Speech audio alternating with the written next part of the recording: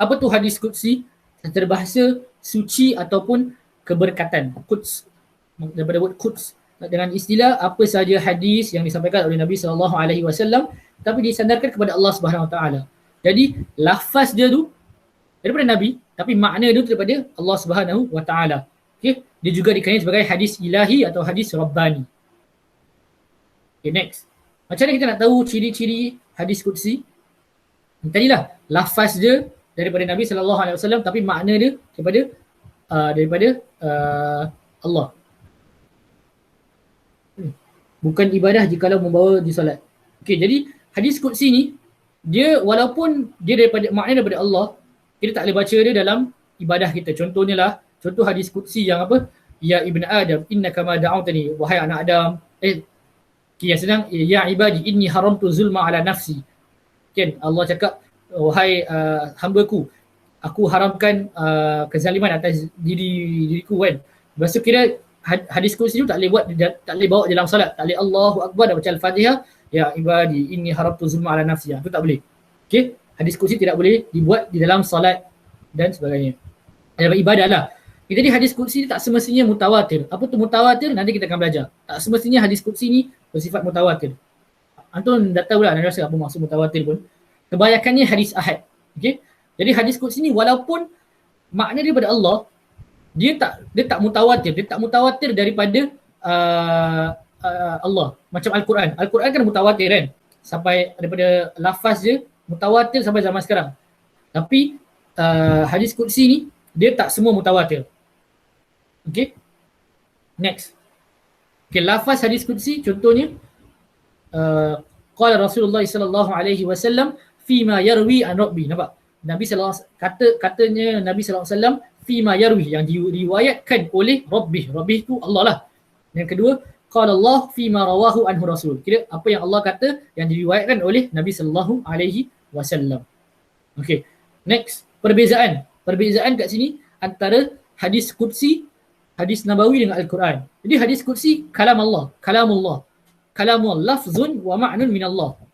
Lafaz dan makna daripada Allah Subhanahu Wa Taala.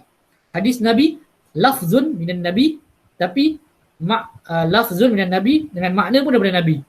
Okey? Tapi daripada Allah juga lah, segi wahyu lah. Sebab wa ma yantiqu 'anil hawa in huwa illa wahyun yuha. Kan? Dan Al-Quran adalah kalamullah. Hadis qudsi, tersalah tadi. Ni hadis qudsi bukan Quran. Hadis qudsi adalah lafzun minan Nabi, makna daripada Allah kan. Tapi dia kalam Allah. Al-Quran yang lafzun wa ma'nun min Allah. Minta maaf Okey, next. Hadis qudsi dia bukan mukjizat dengan lafaz dia. Lafaz dia dulu bukan mukjizat. Macam Al-Quran, lafaz dia tu mukjizat. Okey? Lafaz dia mukjizat. Hadis Nabi pun lafaz dia bukan mukjizat. Okey? Hadis qudsi tidak boleh baca semasa beribadah. Macam tadi anda dah terangkan kan, dalam solat tak boleh baca. So hadis Nabawi pun tak boleh lah. Tak boleh baca tiba-tiba innamal a'malu binniyat dalam solat.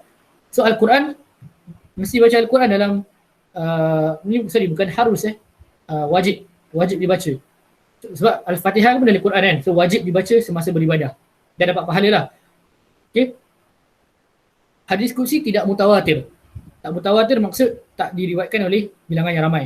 Hadis Nabawi pun tak semua mutawatir. Ada yang ahad. Al-Quran adalah mutawatir. Maksud mutawatir adalah, fahamlah mutawatir apa? Hadis qudsi kebanyakannya membicarakan perkara-perkara berkaitan zat Allah dan sifat-sifatnya. Contohnya ada hadis qudsi yang tadi saya cakap, dan juga ya ibn Adam, wahai anak Adam, innaka ma da'awtani wa rajawtani ghafartu laka ala ma kana minka wa la ubali. Ya ibn Adam, innaka ma, jikalau kamu mendoa, kira meminta kepadaku, wa rajawtani, meminta kepadaku, dan kira hope for Allah, for something, ghafartu, iaitu meminta taubat lah. Ghafartu laka ala kana minka wa la ubali. Aku akan ampunkan kamu kecuali dan aku tak akan la ubali, dan aku tak akan kira tolak lah. Ini menunjukkan zat Allah. Allah Ar-Rahim. Okay? Hadis Nabawi banyak tentang apa perkara tentang agama lah. Kan? Berbicara pasal sel lain Okay, dia bicarakan tentang apa? Hukum halal, haram, keperluan hidup dan sebagainya. Al-Quran pun sama tentang apa-apa sahaja. Okay, next. So hadis qudsi ni the last yang akhir ni adalah daripada Allah kan, kira makna daripada Allah kan. Sekarang kita go to hadis marfu'. Apa tu hadis marfu'? Dari segi bahasa hadis marfu' daripada word rafa'a, mengangkat, angkat kan, rafa'a maksud angkat kan. Istilah apa yang disandarkan kepada Nabi SAW dalam bentuk ucapan, perbuatan, pengakuan dan atau sifat. So hadis marfu' tu sama dengan maksud hadis. Cuma ini ulama letakkan nama marfu' untuk tahu kata siapa tu. Siapa at the end of that sanad. So Nabi is at the end of the sanad. So qaul, fi'il, taqrir dengan wasf, sifat lah. So kira apa namanya? Apa yang kita bincangkan tadi lah. So hukum dia berdasarkan kedudukannya, iaitu ada hadis marfu' ni dia dipercakapkan ada yang sahih, ada yang hasan, ada yang dhaif dan sebagainya, ada yang mutawatir. Okey, tu hadis marfu'. Contoh hadis marfu' yang tadi lah, innamal a'malu binniyat, apa-apa hadis saja itu hadis marfu'. Next, hadis mauquf. Mauquf bahasa maksud memberhentikan, waqaf kan, stop kan. Istilah hadis yang dinisbahkan kepada sahabat. So apa yang disampaikan oleh sahabat itu adalah hadis mauquf.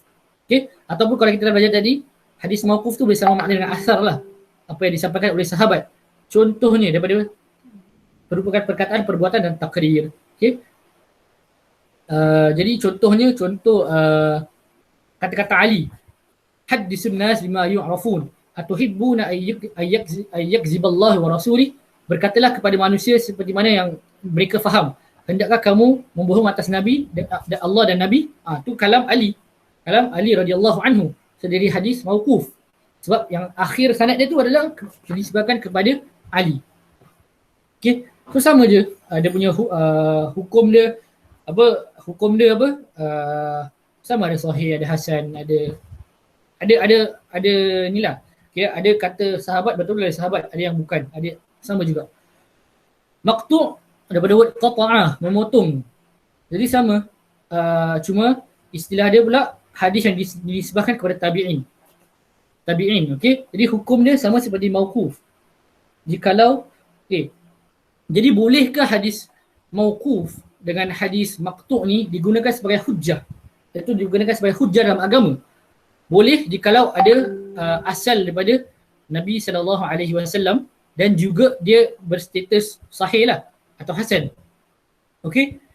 Ataupun ada qarina yang menunjukkan dia marfu'. Itu dia tu tabi'in buat ataupun sahabat buat, tapi dia kira dia cakap aku buat gini sebab Nabi SAW buat.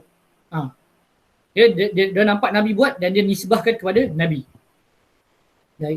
Jadi itu je lah tentang at the end. So ada hadis qudsi, hadis marfu', hadis mauquf, hadis maqtu'. Contoh hadis maqtu'. Contoh yang tadi lah kata Ibnu Mubarak. Ibnu Mubarak kan seorang tabi'in, meninggal 161 Hijrah, tak silap.